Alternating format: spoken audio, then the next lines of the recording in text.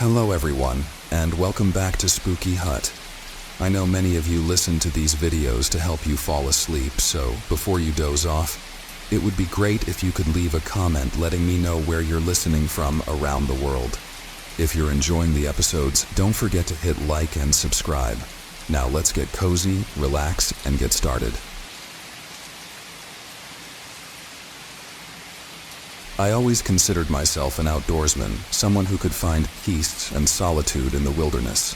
My name is Jason Parker, and I'm a 34-year-old from Seattle. For years, I'd been escaping to the remote corners of Washington state, always searching for that perfect spot to unwind, away from the noise of the world. I never expected that one of these escapes would be my last.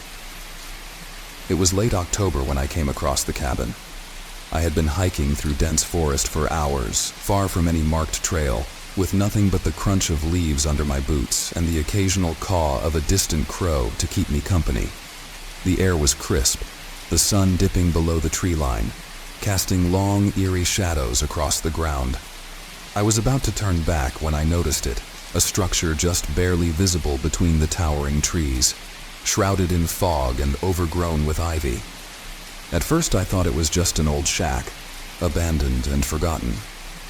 But as I approached, the outline became clearer. A small, log cabin, weathered by time, but still intact. My first instinct was excitement. The idea of spending a night in an old, forgotten cabin had a certain allure, the kind of adventure I craved. I should have turned back, I should have walked away the moment I saw it. But curiosity has a way of overriding common sense, especially when you're alone in the woods, miles from civilization. The door creaked open without resistance, the hinges groaning as if protesting my intrusion. Inside, it was as rustic as you'd expect. A single room with a fireplace, a dusty old table, and a cot in the corner. The place had clearly been vacant for years, maybe decades, judging by the thick layer of dust and the cobwebs hanging like tattered curtains. Yet, despite its age, something about it felt off. I chalked it up to the isolation. There's a kind of unsettling silence you only find deep in the woods, where even the wind feels reluctant to blow. Still, I told myself it was just my imagination and started unpacking my gear. The cabin seemed sturdy enough for a night or two, and I was too tired to hike back before dark. As the evening stretched on, I built a fire in the fireplace and settled in with a can of beans. The flames crackled and danced, casting flickering shadows on the walls. But as the night deepened, I started to notice things. Little things, like how the shadows didn't always move in sync with the fire, or how the temperature would suddenly drop, even though the fire was roaring. Once or twice, I could have sworn I heard footsteps outside, but every time I looked through the grimy window, there was nothing but the trees swaying in the breeze. By midnight, the wind had picked up, howling through the cracks in the walls. I had just laid down on the cot when I heard it, a knock. A faint, deliberate knock on the front door. I froze. My first thought was that it had to be an animal, maybe a branch knocking against the wood. But the sound was too precise, too human. Knock, knock. "Hello?" I called out, my voice betraying more fear than I intended.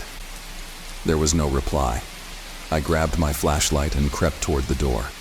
My heart was racing, but I had to know. I opened the door slowly, half expecting to see someone standing there. Nothing. Just the cold, empty woods. The trees loomed like sentinels, their branches swaying ominously in the wind. I shined my light around, but there was no sign of anyone. Feeling uneasy, I shut the door and locked it this time, something I hadn't bothered to do before. I tried to convince myself it was just my imagination again, but deep down, I knew something wasn't right.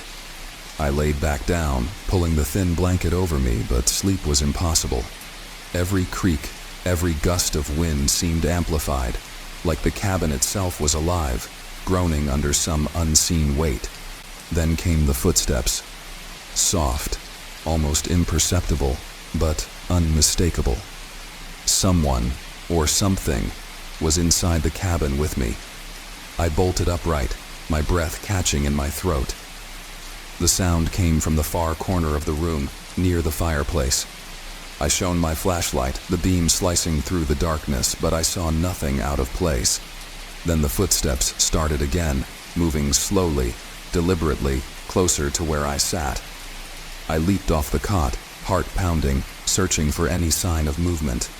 The fire had burned low, casting long shadows across the floor, twisting and writhing like dark figures in a macabre dance.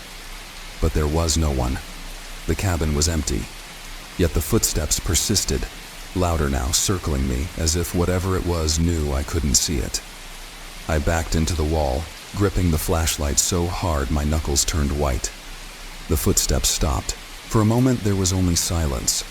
A thick, oppressive silence that pressed down on me like a weight. And then, out of nowhere, the door slammed shut with a deafening bang.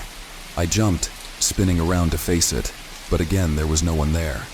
The door hadn't just closed, it had slammed shut with the force of something unnatural. I ran to the door, pulling at the handle, but it wouldn't budge. It felt as though it was sealed, locked by an invisible force. Panic set in. I was trapped. I turned back toward the center of the room, and that's when I saw it. A figure, standing in the corner by the fireplace, its form barely visible in the dim light. It was tall, unnaturally so, with long, thin limbs that seemed to stretch out in impossible directions. Its face, God, its face was a hollow void, featureless, like a black hole in the middle of the room. I couldn't move. I couldn't scream. I was frozen, paralyzed by the sheer terror of what I was seeing. Then it spoke. Not with words, but with a low, guttural sound that reverberated through my skull. It was as if the very air in the room was vibrating with its presence. You shouldn't have come. The words slithered through the air, wrapping around me like a noose. I felt my knees give way, collapsing onto the floor as the figure moved closer, its hollow face inching toward mine. I could feel the cold radiating off of it, an unnatural chill that seeped into my bones. I closed my eyes, praying it was all a nightmare, that I'd wake up in my bed back home. But the cold was real. The footsteps were real. And the figure, it was real too. When I finally opened my eyes, the figure was gone. The door was wide open, swinging gently in the wind. I didn't think twice. I grabbed my pack and bolted, running blindly into the woods, not stopping until my legs gave out and the cabin was far behind me. I never told anyone what happened that night, not because I didn't want to, but because I knew they wouldn't believe me. The cabin doesn't exist on any map. I've looked for it, tried to find it again, but it's like it was never there. Maybe it wasn't. But I know what I saw, and every night since, I've heard the footsteps.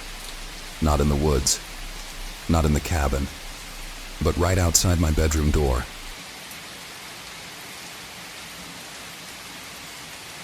I've always loved the ocean. There's something about the endless horizon, the salty air, and the way the waves crash against the hull of a ship that makes me feel alive. My name is Ben Carter, and I'm 36 years old. For the past 15 years, I've worked as a fisherman off the coast of Maine. Life at sea isn't for everyone, but for me, it's home. That's why when I got the offer to join the crew of the Mary Ann for a 6-week fishing expedition, I didn't hesitate. I'd heard of the ship before, a sturdy old trawler with a seasoned crew, known for bringing in some of the largest catches in the region. What I didn't know was the ship's darker history, something no one warned me about until it was too late.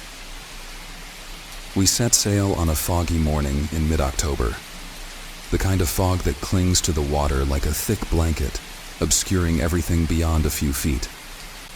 But the crew wasn't fazed by it. They were used to navigating in poor visibility, and I figured they knew what they were doing. Captain Hallstrom was a grizzled man in his late 50s, with skin like leather from years of exposure to the sun and wind. He was a man of few words, but when he did speak, you listened. The rest of the crew were men like me, Guys who had spent most of their lives at sea, accustomed to the dangers and unpredictability of the ocean. The first few days were uneventful, aside from the fog that refused to lift. It clung to the ship like a ghost, making it feel like we were the only people left in the world. By the fourth day, though, something changed. It was subtle at first, small things like the temperature dropping, even though it was still early in the season, or the way the water seemed unnaturally calm. I didn't think much of it until that night. It was just after midnight when I was woken by a sound. A faint, distant wailing, like the cry of something lost. At first I thought it was the wind playing tricks on me, but as I lay there in my bunk, the sound grew louder, more distinct. It wasn't the wind, it was a voice calling out across the water. I sat up, my heart pounding in my chest. The other men were asleep, oblivious to the sound. I grabbed my jacket and quietly made my way up to the deck, trying not to wake anyone. The fog was still thick, swirling around the ship in ghostly tendrils. The sea was eerily still, the water as smooth as glass. That's when I saw it. A light in the distance. Faint, flickering, like a lantern being tossed by the wind. It wasn't close, maybe a mile out, but it was definitely there, hovering just above the surface of the water. I squinted into the fog, trying to make out what it was, but it was too far away to see clearly. I should have woken the captain. I should have told someone. But something about the light drew me in like it was calling me. Before I knew it, I had grabbed a pair of binoculars and was peering through the lenses, my breath catching in my throat. It was a ship, a massive old ship, the kind you'd see in history books. Its sails were tattered, barely clinging to the masts, and its hull was covered in barnacles and seaweed. The light I had seen was coming from a single lantern hanging from the ship's bow, swaying gently in the non-existent breeze. But that wasn't what made my blood run cold. It was the figures, shadowy figures moving across the deck, their forms barely visible through the fog. There must have been a dozen of them, all moving in unison like they were performing some kind of task. But there was something wrong about them. They didn't move like normal men. Their movements were stiff, unnatural, as though they were being controlled by unseen strings. I lowered the binoculars, my hands trembling. The wailing had stopped, but the air was heavy with a strange, oppressive silence. I backed away from the railing, my mind racing. What the hell was that? Just as I turned to head back below deck, a voice cut through the silence. A deep, guttural voice that sent a chill down my spine. "You can't leave." I spun around, searching for the source of the voice, but there was no one there. The deck was empty, save for the fog. I was about to bolt back to the cabin when I noticed something out of the corner of my eye. Movement in the water. Slowly, a figure emerged from the depths, rising up from the sea like some kind of nightmare. It was a man, or at least it had been once. His skin was bloated and pale, his clothes torn and dripping with seawater. His eyes were wide and empty, staring right at me. I stumbled back, my heart hammering in my chest, but my feet seemed glued to the deck. The figure took a step toward me, water pooling around his feet, and then another. I could see the flesh hanging from his bones, the rot in his face, but what terrified me most was the look in his eyes, like he was hungry. I finally found my voice and screamed, backing up until I hit the railing. Just as the thing reached for me, I heard footsteps pounding up the stairs. Captain Hallstrom and two of the crew burst onto the deck, their flashlights sweeping the fog. "What the hell's going on?" the captain barked, but by the time they reached me, the figure was gone, vanished back into the sea. I tried to explain what I had seen, but the words stuck in my throat. Hallstrom gave me a long, hard look before shaking his head. "Get below deck, Carter. You're just seeing things." But I wasn't. I knew what I saw, and I wasn't the only one. Over the next few days, the mood on the ship shifted. The crew became more on edge, whispering among themselves, casting nervous glances out at the water. The fog never lifted. and neither did the oppressive feeling that had settled over the ship. I overheard some of the older crew members talking in hushed voices, saying things like, "It's her and she's come for us." I didn't know what they meant, and I wasn't sure I wanted to. Then, on the 6th night, it happened again. I was on watch when the wailing returned, louder this time, like it was coming from right beside the ship. I gripped the railing, staring out into the fog when the light appeared once more. This time it was closer. Much closer. The ghost ship was only a few hundred yards away now, drifting silently through the fog. I could see it more clearly, its tattered sails, its rotting hull, and the shadowy figures moving across the deck. But what struck me most was the name etched into the side of the ship, barely visible through the barnacles and grime. The Abigail. I had heard of the Abigail. It was a legend among sailors, a ship that had disappeared off the coast of Maine over 100 years ago, rumored to have been cursed. They said her crew had gone mad, driven to murder one another in a frenzy of bloodshed. The ship had been lost, swallowed by the sea, never to be seen again, until now. As I watched, the figures on the Abigail turned toward me, their hollow eyes glowing faintly in the darkness. One of them raised a hand, beckoning me, as if inviting me to join them. Suddenly, the ship began to drift closer, its bow cutting through the water with eerie silence. I could feel the pull, like an invisible force drawing me toward it. My legs moved on their own, taking me to the edge of the deck. I leaned over the railing, my eyes locked on the ghostly crew, unable to look away. "Come with us," the voice whispered again, louder this time. "Join us." I felt a hand on my shoulder, pulling me back. I turned to see Captain Hallstrom, his face pale, his eyes wide with fear. "We have to go, now," he said, his voice barely above a whisper. I didn't argue. We scrambled below deck, the fog closing in around us. The ship's engines roared to life, and we sped away from the Abigail as fast as we could. But even as we fled, I knew we couldn't escape her. The ghost ship would always be out there, haunting the sea, waiting for her next victim. I've never gone back to the ocean since that night. The sea, once my sanctuary, is now my greatest fear. Because I know that somewhere out there, beneath the fog and waves, and the Abigail is still sailing, and one day she'll come for me again. I never believed in ghosts, not really. Sure, I'd heard stories, everyone has, but I've always been a man of reason, grounded in what I could see and touch. But now, looking back on everything that happened, I wish I had trusted the whispers and warnings. Maybe then I wouldn't be sitting here in the dead of night, still haunted by the house on the hill. My name is Luke Harris. I'm 32, a history teacher by trade, and a skeptic by nature. It started with a simple proposition, an easy weekend of house sitting. My friend Kyle, a real estate agent, was selling an old property that had been abandoned for years, an estate that sat on a hill overlooking a small, forgotten town in rural New York. The owners wanted the house watched while renovations were being considered, and Kyle, knowing I needed a break, offered me the job. "It'll be easy, man," he said over the phone.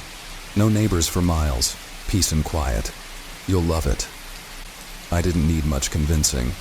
After months of grading papers and dealing with rowdy students, the idea of solitude sounded perfect. I packed a bag and drove out to the estate that Friday evening, ready for a weekend of quiet relaxation. I didn't know what I was walking into. The moment I saw the house, though, something felt wrong. It wasn't just the way it looked, though that was bad enough. The house was ancient, built sometime in the late 1800s, a crumbling Victorian mansion with peeling paint and broken windows. The porch sagged, and the front door was swollen with age. But there was something else, something I couldn't quite put my finger on. It felt like the house was watching me, waiting. The air around it was thick with a kind of oppressive stillness, as if the world had stopped the moment it was built, and everything else had simply forgotten it existed. I shook off the unease. telling myself it was just an old building and nothing more. After all, I didn't believe in haunted houses, but that was before the first night. I settled in as best I could, setting up camp in one of the few rooms that still had functioning windows. Kyle had warned me the electricity was spotty, so I had brought a couple of lanterns, just in case. I lit one and sat down with a book, trying to relax, but I couldn't shake the feeling of being watched. Every creak of the floorboards made me tense. Every rustle of the wind against the windows set my nerves on edge. By midnight, the air in the room felt colder, though the fireplace was burning strong. I checked the thermostat, but it wasn't the temperature that was bothering me. It was something else.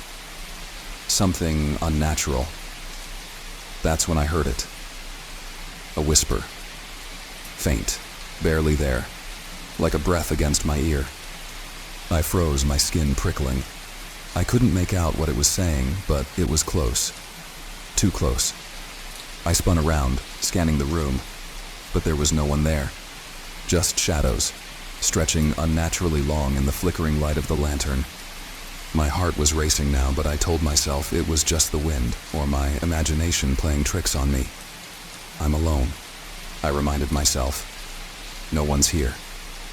But the whisper came again, this time clearer. Get out. My blood ran cold. It wasn't the wind.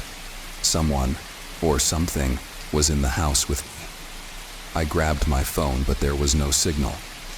Of course, the house was too far out in the country. I was isolated, alone, and whatever was in here with me didn't want me to stay. I forced myself to breathe, trying to think rationally. Maybe someone was messing with me.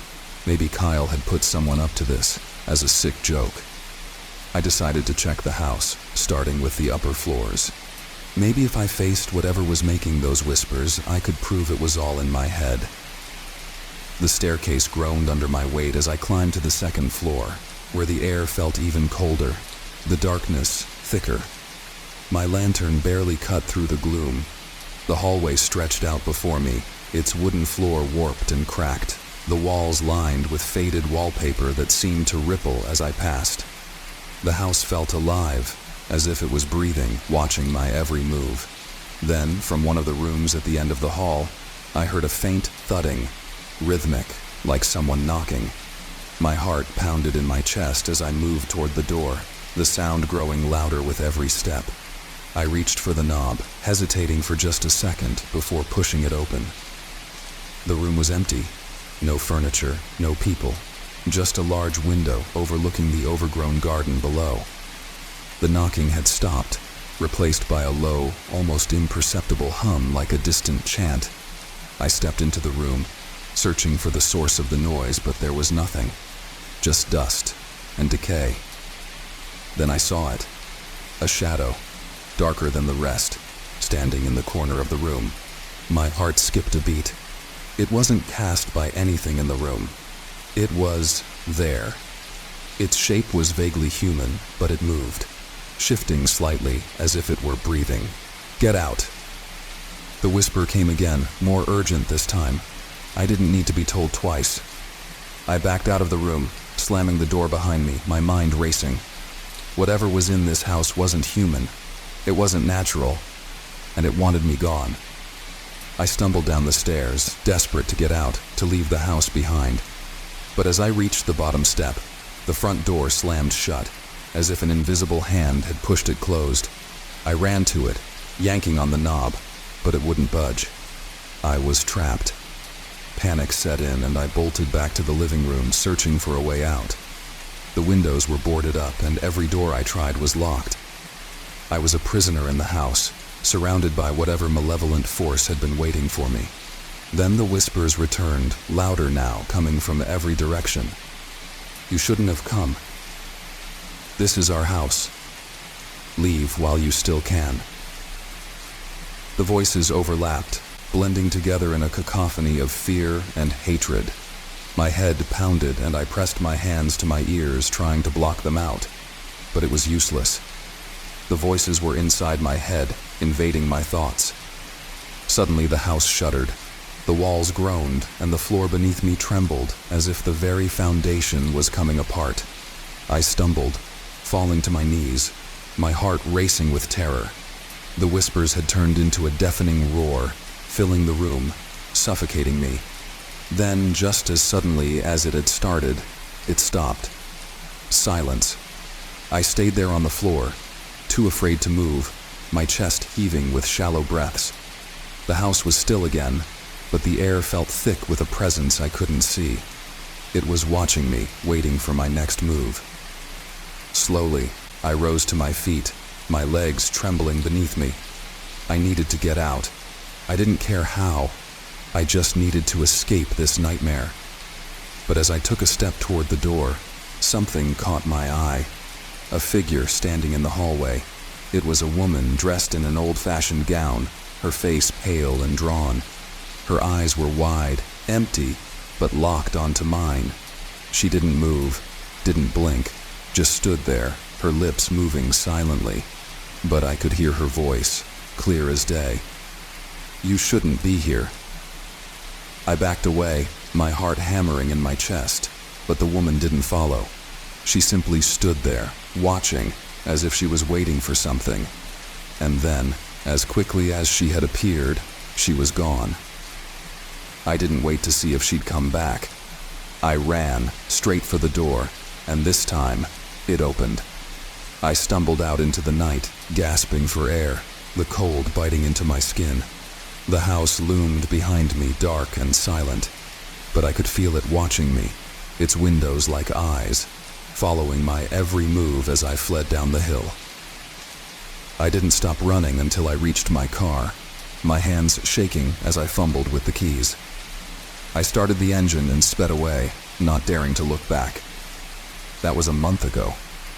I've tried to forget what happened, to tell myself it was just my imagination, but I can't. The house still haunts my dreams, its whispers echoing in my mind. And every night, without fail, I wake up to the same sound.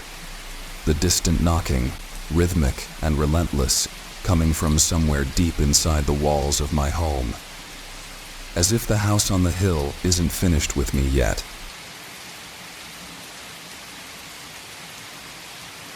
People always say that demonic hauntings are the stuff of movies, special effects, overblown screams, cheap scares designed to make you jump in your seat.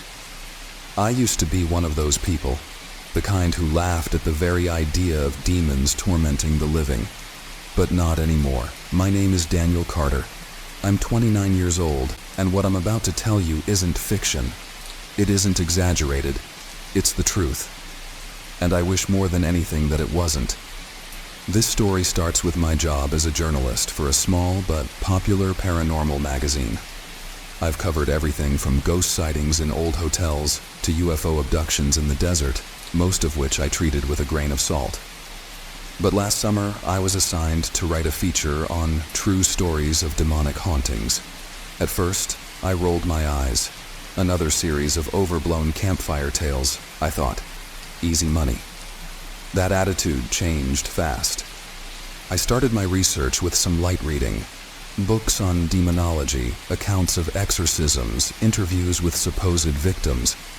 I found plenty of material, but most of it felt repetitive, filled with the same old stories I'd heard 1,000 times before. It wasn't until I stumbled upon a thread in an obscure online forum that I found my first lead. A user going by the name Wraithwatcher had posted about a haunting that took place in a rural town in Maine, back in the late 1990s.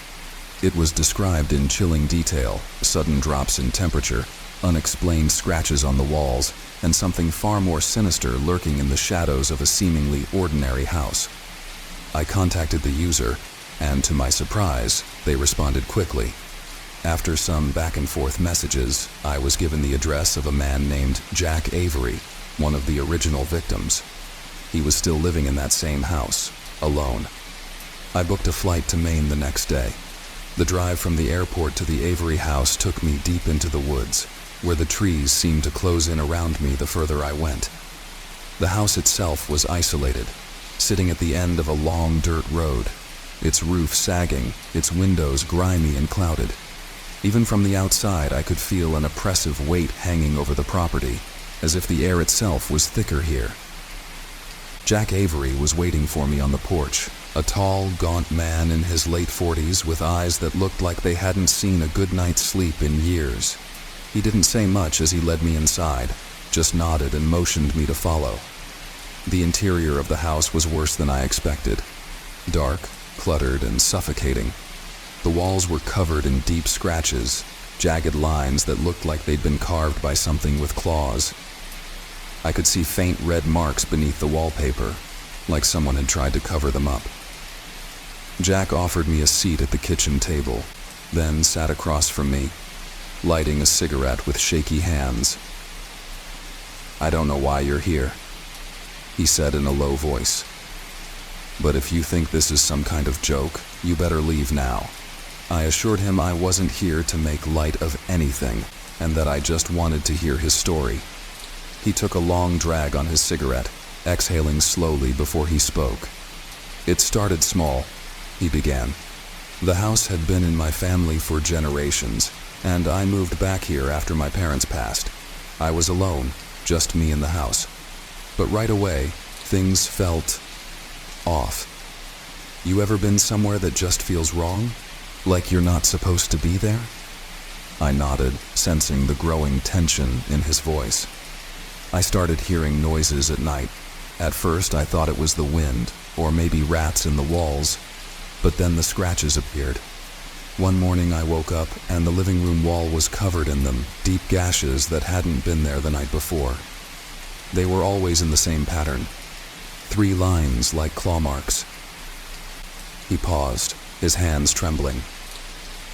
"I had a priest come out, blessed the place, said some prayers. It didn't help. The scratches came back. And then it got worse." Jack leaned forward, lowering his voice to a near whisper. "I started seeing it. This thing. In the corner of my eye, just for a second, but always there. Tall, black, hunched over. It didn't have a face, just emptiness. It would stand in the hallway at night, watching me, waiting.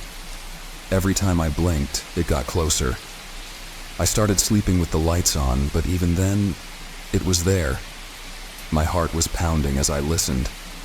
I'd interviewed people who claimed to have seen ghosts or felt strange presences, but none of them described anything like this." Jack's eyes darkened as he continued. "Then it started talking. Not with words, but in my head. Whispering, telling me things. Terrible things. It knew things about me. Things I hadn't told anyone. It wanted me to hurt myself. Hurt others. I couldn't block it out. No matter how hard I tried, it was always there, in my mind, waiting for the right moment." He crushed his cigarette in the ashtray, his hands shaking uncontrollably. "One night I woke up to find it standing at the foot of my bed. It reached for me, its fingers like cold steel. I couldn't move, couldn't scream. It was like it had paralyzed me. And then it spoke." Jack's voice cracked, his face pale. "It told me I belonged to it." A heavy silence settled over the room. I swallowed hard, trying to shake off the growing dread that was creeping over me. "I don't know how I survived that night," Jack continued, his voice barely audible.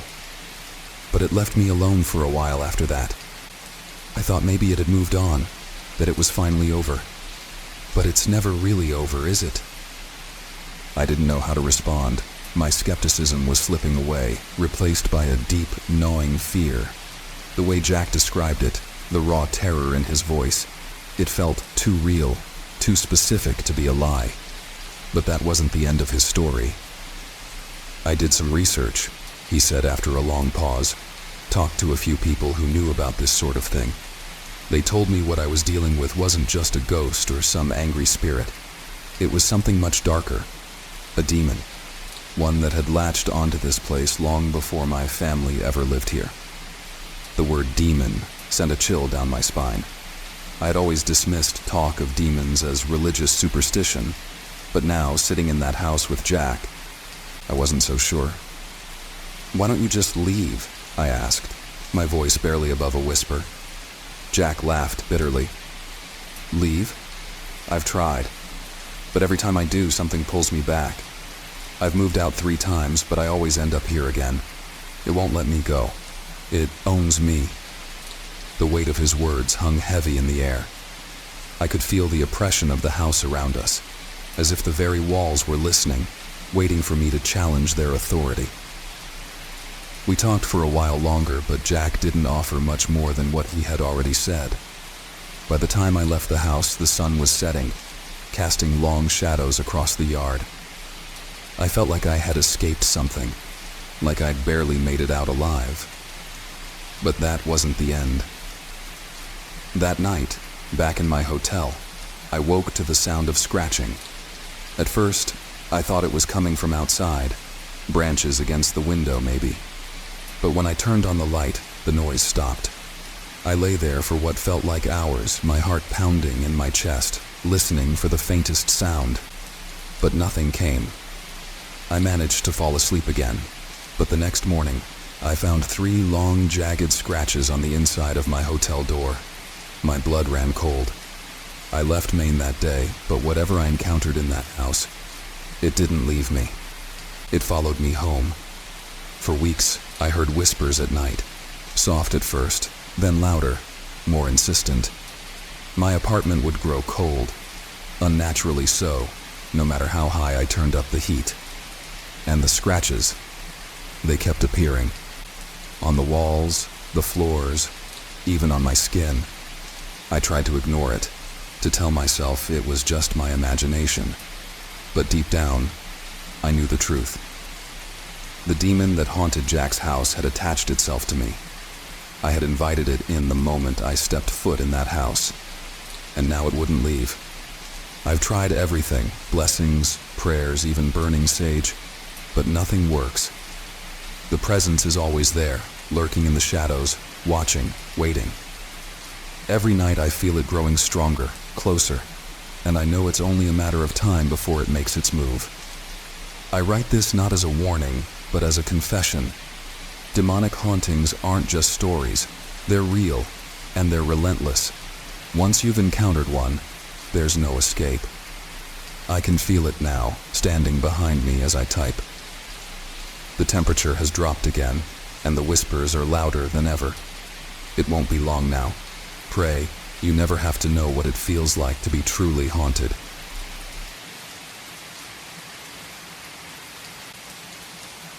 I hadn't been back to Deer Hollow in nearly 15 years, but when I saw that letter sitting on my kitchen table, it felt like the town had clawed its way back into my life, dragging its cold, bitter memories with it. The letter wasn't signed, no return address, just 2 words. Come home. I stood there, clutching the thin paper, my heart racing as images of that night flashed in my mind. The night everything changed. The night we all swore never to speak of again. But as I stood there, staring at the old familiar handwriting, I knew I didn't have a choice. I had to go back. Deer Hollow was a ghost town, literally and figuratively. It had once thrived as a bustling mining community, until the gold ran out and the town died along with it. What was left behind was a crumbling, forgotten relic of its former self, and for those who stayed, a haunting reminder of the past. I had escaped when I was 18, eager to leave behind the eerie stories of lost miners and restless spirits that seemed to cling to the air like the dust that never settled. Now, as I drove up the winding mountain road, the shadows of the past seemed to close in around me. The skeletal remains of the old buildings came into view, leaning at odd angles, like the town itself had given up the will to stand. The mine entrance loomed in the distance, a gaping black mouth that had swallowed more than just rock. The town looked abandoned, like it had been the day I left, but something felt wrong. The air was too still, too quiet. Even the wind seemed to have forgotten how to whisper through the trees. I parked my truck near the edge of the old saloon, its weathered sign barely legible, and stepped out. The gravel crunched beneath my boots, the only sound in the oppressive silence. I felt the weight of the place pressing down on me, like the town itself was watching, waiting for something. As I walked toward the old hotel, I noticed something strange. There were no birds, no animals, nothing living, not even the insects that should have been buzzing in the dry summer air. It was as if everything had been drained of life. The hotel was where we used to gather as kids, sneaking in after dark to scare ourselves with ghost stories. It had been abandoned long before any of us were born, but that didn't stop us from exploring its decaying halls, imagining the lives of the people who once stayed there. I pushed open the creaking door, and the stale, musty air hit me like a wall. The lobby was just as I remembered. The grand staircase leading up to the second floor, the dust-covered chandelier hanging precariously above. But there was something different now, an unnatural chill in the air, like the cold was seeping out from the very bones of the building. I knew you'd come back. I froze. The voice was soft, familiar, but filled with an eerie calm that set my nerves on edge. I turned slowly, and there, standing in the shadowed doorway to the dining room, was Derek. He hadn't changed much since high school. The same unkempt hair, the same slouch to his shoulders, but his eyes were different, darker, hollow. "Derek, what the hell are you doing here?" I asked, my voice catching in my throat. "I never left," he replied, his gaze locking onto mine with an intensity that made me uneasy. "None of us did." A cold shiver ran down my spine. None of us. The words hung heavy in the air, and I suddenly felt the weight of the town pressing down on me harder than ever. "We all thought you were dead," I said, taking a cautious step forward. "After that night." "You should have stayed away," Derek interrupted, his voice now a low growl. "But it doesn't matter. You're here now, and so are they." They. I glanced around the room, my eyes searching the shadows for any sign of movement. The darkness seemed thicker, like it was alive, swirling just out of reach. I took another step, my heart pounding in my chest, when suddenly the temperature dropped even further, and the sound of shuffling footsteps echoed from the hallway. "They've been waiting for you," Derek said, his lips curling into a twisted smile. "They never forget." Before I could react, the lights flickered, casting erratic shadows across the walls. I backed away, my pulse racing as the shuffling grew louder. And then I saw them. Figures. At first they looked like people, shapeless forms in the distance, but as they moved closer, I realized they weren't human. Their faces, or what was left of them, were contorted, twisted beyond recognition. Hollow eye sockets stared out from behind cracked, crumbling skulls. And their hands.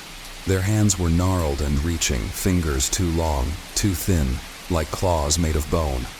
I stumbled back, crashing into an old chair that collapsed under my weight. My heart raced, panic surging through my veins as they continued to approach, their movements jerky and unnatural. "What the hell is happening?" I shouted, scrambling to my feet. "You shouldn't have come back," Derek repeated, his voice eerily calm amidst the chaos. "They've been waiting, ever since that night." That night. The memory hit me like a freight train. Images of the mine, the collapse, the screams. We had all been there. Derek, Katie, Mike, and I. We thought it was just another one of our stupid ghost hunts, sneaking into the mine to scare ourselves with the stories of the lost miners who never made it out. But something had gone wrong, terribly wrong. The ground had given way beneath us, and we had fallen deep into the old tunnels. Katie and Mike, they hadn't made it, and we swore we heard their voices calling out from the darkness long after the dust had settled. "You saw them, didn't you?" Derek asked, stepping closer to me now. "You heard them too. They called to us." My breath came in shallow gasps. The shadows in the room shifted again, and I could feel the presence of something else. Not just the figures advancing, but something deeper, darker, something that had been waiting for me, for all of us, since that night. "They're not just ghosts, are they?" I whispered, the realization dawning on me like a slow, creeping horror. "No," Derek said, his voice barely above a whisper. There's something worse. Something that's been here long before the town. Long before any of us. The air seemed to thicken, making it hard to breathe. I could hear whispers now, soft, insidious, echoing from the walls. They weren't just coming from the figures. They were coming from the very ground beneath us, from the town itself. I turned to run, but the door slammed shut with a deafening bang, and I was trapped. Trapped in this decaying, haunted place that had never let go of its dead. My only option was to go deeper. Deeper into the hotel, deeper into the shadows where the whispers grew louder. "Don't fight it," Derek called after me. "You can't escape them, none of us can." But I wasn't about to give up. Not yet. I ran down the hall, the walls seeming to close in around me, the floorboards creaking beneath my feet. The whispers followed, growing louder, more urgent, and with them, the overwhelming feeling that I was being watched. I burst through the door at the end of the hallway and found myself in the old ballroom. The massive windows were boarded up, but shafts of light seeped through the cracks, casting long, eerie shadows across the floor. And standing there, in the center of the room, was Katie. At least, it looked like Katie. She was pale, her skin almost translucent, and her eyes were empty, dark pits that seemed to swallow the light. She smiled, but it wasn't the smile I remembered. It was cold, unnatural, like a mask pulled too tight across her face. "Welcome home," she said, her voice hollow, echoing in the empty room. And then I knew there was no escaping Deer Hollow. Not now, not ever. The town had claimed us all, one by one, and now it had come for me.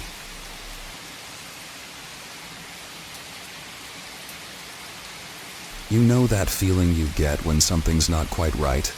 That unsettling twinge at the back of your mind, like eyes are on you when you're supposed to be alone. I used to brush it off. Just nerves or an overactive imagination. But after what happened in the summer of 2021, I don't dismiss it anymore. Not after I came face to face with something that shouldn't exist. My name is Jake Bennett. I'm 29, and I used to work as a field researcher for a university in Arizona. The job was simple: collect data, study plant life, and report findings. Most of my work took place in the Navajo Nation, a sprawling stretch of land that to outsiders seems like just miles of desert and canyons. But to the locals, it's sacred land, land with history, and more importantly, land with things you don't mess with. I didn't believe in any of that stuff, not back then. I figured the stories about strange creatures lurking in the shadows were just that, stories. Legends passed down to scare people from wandering too far from the beaten path. That all changed during my last trip. It was late July, and I was stationed near Canyon de Chelly, a place that has an eerie beauty to it. Towering cliffs, winding crevices, and a silence so deep you could almost hear your own thoughts. I had set up camp a couple miles from the main road, deep enough to be alone, but not so far that I couldn't get back in an emergency. I had a couple of days to gather data before heading back to civilization. It should have been routine, but things started going wrong on the first night. At around midnight, I woke up suddenly, my heart pounding in my chest. I'm not sure what woke me. There wasn't a sound, not at first. Just an overwhelming sense of unease, like I was being watched. I lay there, my tent feeling suffocatingly small, every rustle of fabric making my skin prickle. Outside, the desert was deathly quiet. No wind, no animals, just nothing. I told myself it was just my mind playing tricks on me. After all, I was alone in the wilderness, and being out there by yourself can make you jumpy. I grabbed a flashlight and peeked outside, just to be sure. The beam cut through the darkness, illuminating the rocky terrain, but there was nothing out there. No coyotes, no birds, not even a cricket. I shook it off and went back to bed, but I couldn't shake that feeling that something wasn't right. The next day, everything seemed normal. I went about my work, documenting plant species and marking locations. The sun was blazing, and by the afternoon, I was drenched in sweat and desperate for shade. That's when I saw it. About 100 yards away, a figure standing on a ridge. It was too far to make out any details, but it was unmistakably a person. I waved, thinking it might be a hiker or a local guide. They didn't wave back. In fact, they didn't move at all, just stood there, watching. I felt a chill despite the heat.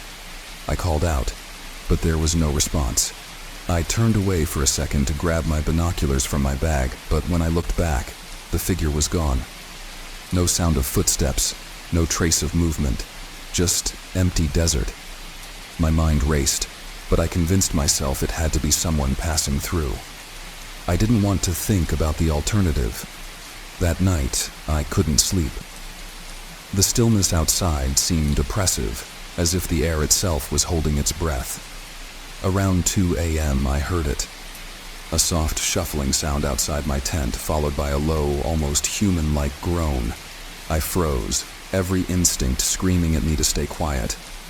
The sound circled the tent, slow and deliberate, as if whoever, or whatever it was, knew I was awake and was toying with me. I held my breath, gripping the knife I kept by my side for emergencies.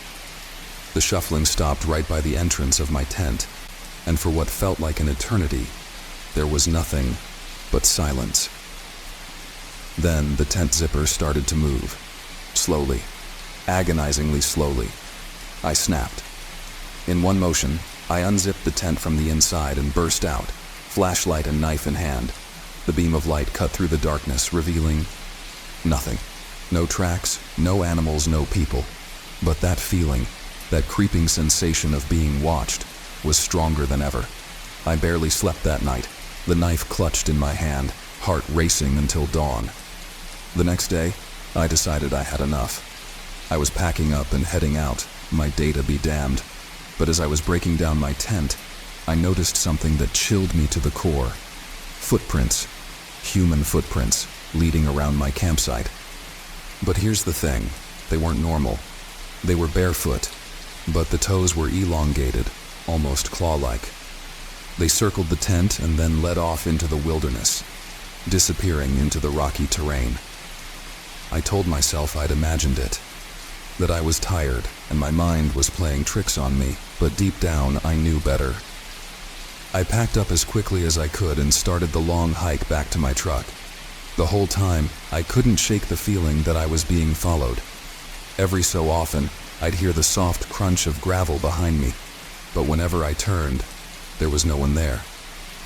By the time I reached my truck, I was drenched in sweat, my nerves frayed to the breaking point. I didn't look back as I drove away. I didn't want to know if something was watching me leave. It was a 2-hour drive to the nearest town, and I didn't feel safe until I was surrounded by people. I grabbed a room at a cheap motel, intending to sleep off the paranoia. But sleep didn't come. Around 3 a.m., I heard it again. That low, human-like groan, right outside my window. My heart leaped into my throat as I bolted upright in bed. There, silhouetted against the thin curtains, was a figure.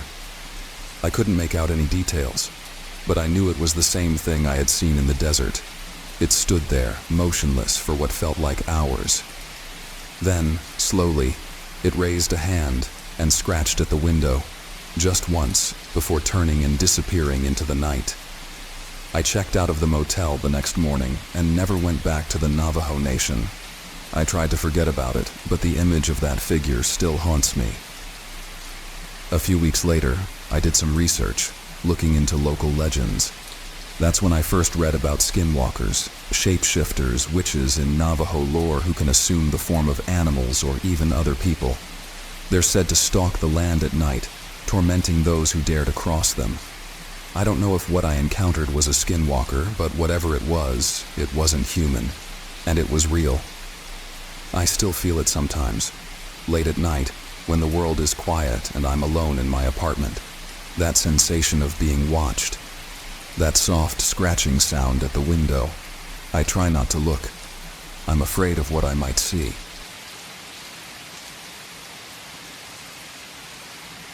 You think you know isolation until you're standing in the middle of the wilderness with nothing but trees for miles and no sign of human life in any direction. I've always loved the quiet, always craved the feeling of being lost in nature, far away from the noise of civilization. At least I used to. But after what happened last year, I haven't been able to step foot in the woods again. I'm David Lawson, 32, and for most of my life, I've been an outdoor guide. I've spent more nights under the stars than in a bed, and more days navigating trails than sitting in an office. If you needed a path through dense forest or a route up a remote mountain, I was your guy. Nothing scared me, until last September, when I was hired to lead a group of scientists deep into the vast wilderness of the Pacific Northwest. I should have known something was off from the start. It wasn't the request that bothered me. People wanted to study nature all the time. But it was the secrecy. They wouldn't tell me what exactly they were looking for, just that they needed an experienced guide who could take them off the grid for a couple of weeks. The pay was good though, really good, so I agreed. Looking back, I wish I hadn't. We set out in mid-September, driving out of the small town of Forks, Washington, until the roads became too rough for vehicles. From there, it was all hiking. The scientists, 3 of them, were an odd bunch. Dr. Greer, the leader, was intense, the kind of guy who stared just a little too long and never seemed to blink. Then there was Dr. Ellis, quiet and nervous, always looking over his shoulder like he expected someone or something to be watching. And finally, Dr. Patel, the youngest and most normal of the group, though even he had a strange edge to him, a nervous energy that didn't match the calm of the forest. We hiked for days, deeper and deeper into the wilderness, far past where any maps would take you. By the 4th day, I could feel the weight of isolation pressing down on me. It wasn't unusual to feel a bit uneasy after being so far removed from civilization, but this was different. It wasn't the kind of peaceful solitude I was used to. It felt heavy, like the forest itself was watching us. The others didn't seem to notice, or if they did, they didn't mention it. On the 6th day, we reached the area they wanted to explore. It was remote, even by my standards. Thick trees, steep ridges, and no signs that any human had been there in a long, long time. The air felt cooler here, and there was a strange stillness. No birds, no animals, just the occasional rustling of leaves in the wind. We set up camp in a small clearing by a stream, and that night was the first time I heard it. I was lying in my tent, staring up at the dark canvas, trying to drift off when I heard the faintest sound in the distance. It wasn't a typical forest noise, not an animal or the wind through the trees. It was low and guttural, like a growl, but deeper, more primal. It was far off, but it sent a shiver down my spine. The next morning, I mentioned it to Dr. Greer, but he shrugged it off, more interested in his maps and equipment. "Probably just a bear," he said dismissively. "Nothing to worry about." But I did worry.